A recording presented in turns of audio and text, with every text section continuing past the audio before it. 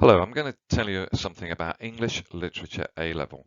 And this first slide, as you can see, is a picture of Leonardo DiCaprio, but not being Leonardo DiCaprio, he is being J. Gatsby, the protagonist in our first novel that we study, which is The Great Gatsby, written by F. Scott Fitzgerald in the 1920s, the story of the rise and fall of a man who has an interesting relationship with his own past and his own present and future.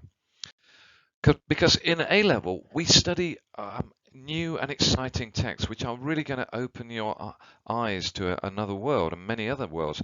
This is The Colour Purple by Alice Walker, which is a fascinating novel written in the form of letters and charting the development of a young woman in the deep south of America, in Georgia.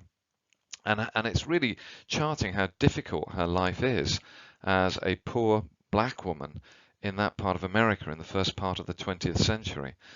But it's one of those where people have said this is a book that almost changes lives, because you understand things and you understand a world that perhaps you'd never knew existed before.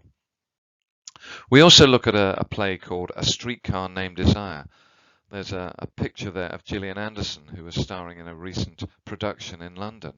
Although it was written, 70 years ago now, more than 70 years ago, it's still very popular and still being produced in the West End by great actors and actresses. I put there arguably the greatest post-war play, and I think that many people would argue that it is certainly at least one of the greatest post-war plays. We do Othello.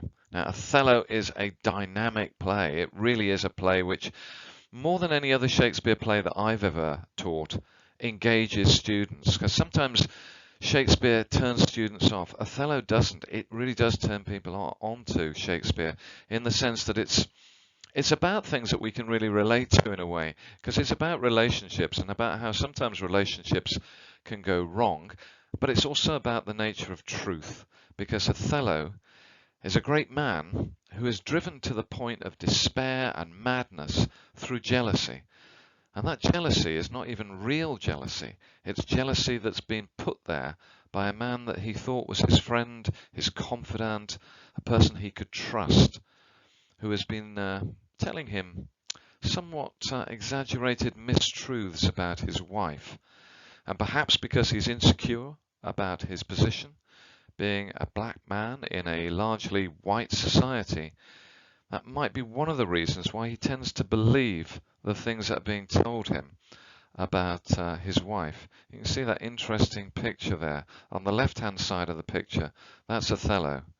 And on the right-hand side, the staring demon eye of Iago. We also look, when we look at Othello, about different interpretations of it.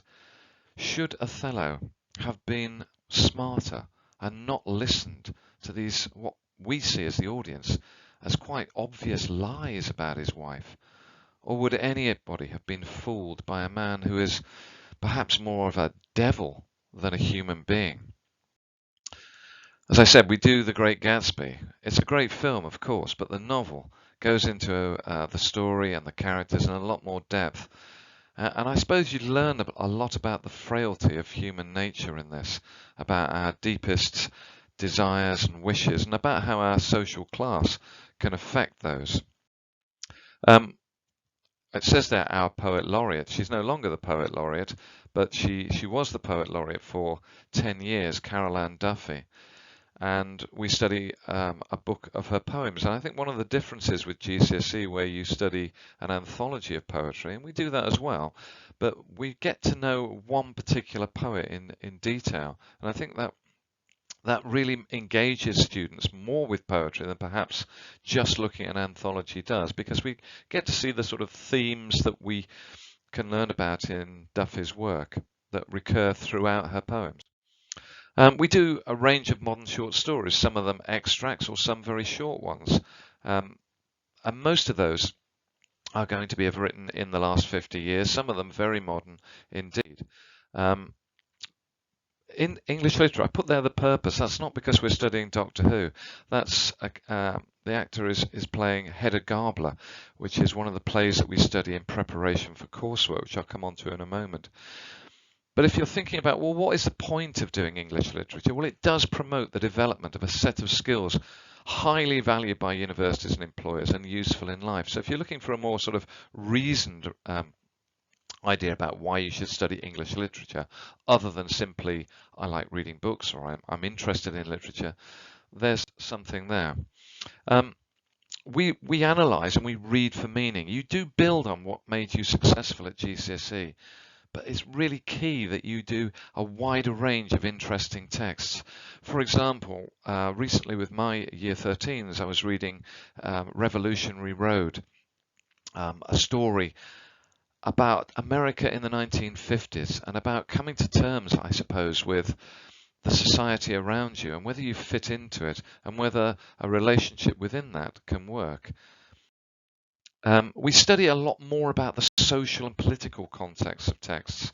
For example, when we're studying Othello, we're not just reading the text, we're looking at a lot more about notions of race and gender at the time in which this play was written, and also over the time in which it's been performed. So we are looking at how we see in Othello some appalling racism that is levelled at this man, despite the fact that he is a great general, highly respected and valuable to the society in which he lives and works, and yet people still see him in terms of his race.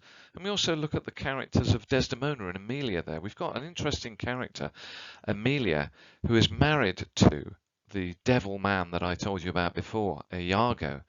And Emilia is caught in this, I suppose, this trap of her gender, in that she knows that her husband is evil, she knows that he's plotting, and yet she cannot say anything because she has to be a loyal wife. And in the end, when she does decide that she will speak up, it's too late.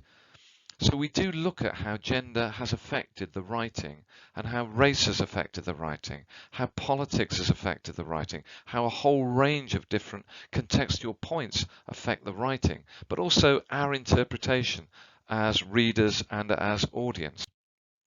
So here are the basics. These are the texts which we study. So they are a lot more wide-ranging. You can see there's quite a lot of American literature in there because English literature refers to the language rather than to the country of origin.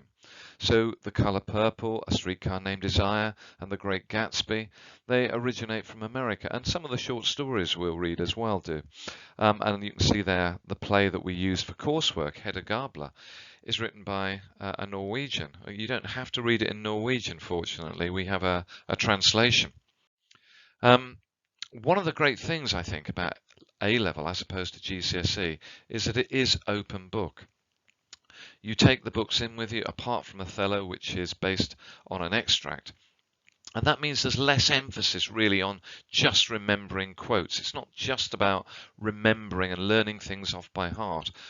The emphasis is much more on a greater in-depth knowledge, so that by the time you go into the exam, you know those texts really well. You know where you should be looking, but you don't have to worry and think, oh, what if I forget this quote? It's a really important quote, because you'll know where it is. And if you do have a panic in the exam, you can turn to that page and you can find it. And that means that your understanding in the exam is much more wide-reaching. I'm not going to spend a great deal of time looking in detail about what's in the exams, but these are the titles of the two exams.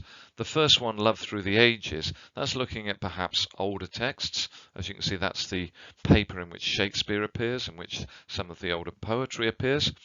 And we have paper 2, which is modern times. Every text in paper 2 has to be written or performed after 1945. And many of the unseen prose that appears there will be after 2000. So probably a lot more modern than you've been used to at GCSE, and that probably will engage you a great deal because you'll feel it's got relevance to your life, and you'll understand it perhaps in terms of your own life and experience. Coursework is a wonderful opportunity for you. It gives you the opportunity to link a play, Hedda Gabler, with a text of your own choice. So you choose, and normally it's Mrs. Borley who does the coursework element, the NEA, which stands for non-examined assessment. But it gives you the opportunity to pursue learning independently. You won't be taught this directly in class. You'll have perhaps tutorials with your teacher where they will guide you. This is very similar to work that you might do at university if you go on to do university in whatever subject you do. And it's something, if you decide in a year and a bit's time to apply to university, it's something to put on your application that you've learnt the skills of independent study. You're not just a student who sits in class and writes down notes, although of course note making is important. This is a different type of learning and a highly valued type of learning. A few students from this year and last year were asked, well, what is it about A-level English language? And here's what they've had to say. I'll just have a look at a couple of them. Your own interpretations are valued. And that really is true. We want you to interpret a book. We want your ideas about a text, and they are valued.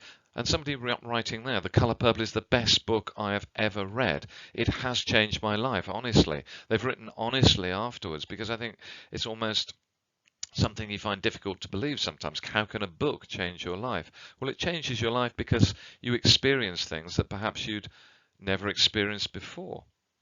The Great Gatsby, it's great. Short but to the point. It is a good book. It is a book that you will enjoy, I'm sure. It's a big step forward from GCSE. You feel like you're reading adult texts, and believe me, they hit you hard and they do change you. I think that student is referring to the very first chapter or letter in The Colour Purple, which is extremely hard-hitting. And you read that and you think, well, that's a little bit of a step forward from A Christmas Carol. I wasn't expecting that. And it does hit you hard, but it moves you forward as a human being as well. So finally, what can you do after studying A-level? Well, it can be a pathway to a diverse range of careers. Every single professional career demands analytical thought, critical thinking, originality, strong communication skills. They're all developed throughout the course. It's one of the Russell Group of universities listed enabling subjects. If you don't know what the Russell Group of universities is, that's fine. That's a spelling mistake, I think, there. I apologise for that spelling mistake on universities. But what the Russell Group of universities is, it's the highest group of universities which are probably have the highest expectations of courses. And they say that these are subjects which are required more often than others. Therefore, they're leaving open a wide range of courses for you to study at university. This is not specific to one particular course. We have students, last year we had one student actually who went on from studying English literature to take up a career in medicine, which you might think, well, that's a bit unusual. They also took biology and chemistry, but it was English literature which allowed her perhaps that analytical, critical thinking that the scientific subjects didn't perhaps allow so much for. And that was what her university that she went to valued in her, that it showed that she'd got a diverse range of interests. So I would recommend the subject very, very much so. Obviously, you might think, well, you would because you're teaching it. But I think if anybody is interested in literature, interested in reading and interested in critical thinking, then English literature could well be the subject for you. Right, I'll take a few questions then.